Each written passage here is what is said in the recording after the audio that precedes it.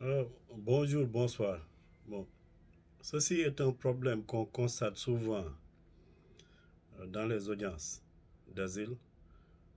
Vous engagez un avocat, il ne répond pas à vos appels, il ne s'assoit pas avec vous pour bien vous préparer par rapport au contenu de votre dossier. Vous aussi, très certainement, une personne a écrit votre histoire pour vous. Et des fois, ils écrivent des choses que vous ne les avez pas demandé d'écrire. En général, avant l'audience, le juge va vous demander, il va vous demander de lever la main et de jurer que votre avocat s'est assis avec vous et vous avez revu et on vous a relu tout le contenu du dossier et que vous maîtrisez tous les éléments de votre dossier. Bon, la plupart du temps, les gens répondent oui. Mais le problème est que l'avocat ne s'est jamais assis avec eux et n'a pas revu le contenu du dossier. Ou bien la personne qui a écrit l'histoire a écrit des choses qui ne correspondent pas à votre récit.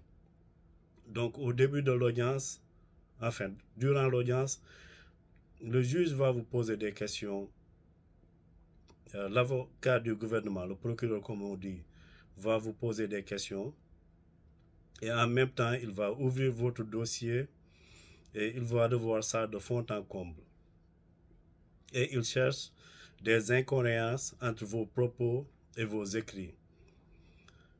Donc, quand on trouve des incohérences et ils disent qu'une seule incohérence est suffisante pour que votre demande d'asile soit rejetée. Donc la plupart du temps, votre récit ne correspond pas au contenu de votre dossier, mais auparavant, avant l'audience, vous aviez dit au juge que vous maîtrisez tout ce qui est dans votre dossier et que vous avez revu le contenu de votre dossier avec l'avocat, mais tel n'a pas été le cas. Donc, dans ce cas de figure, le juge et le procureur vont dire que vous inventez des histoires. Donc, si vous ne savez pas lire, vous ne comprenez pas l'anglais et quelqu'un a écrit l'histoire pour vous, si le juge vous demande si vous maîtrisez le contenu de l'histoire, il faut lui dire clairement non. Je ne comprends pas l'anglais et j'ai demandé à quelqu'un de m'écrire mon histoire.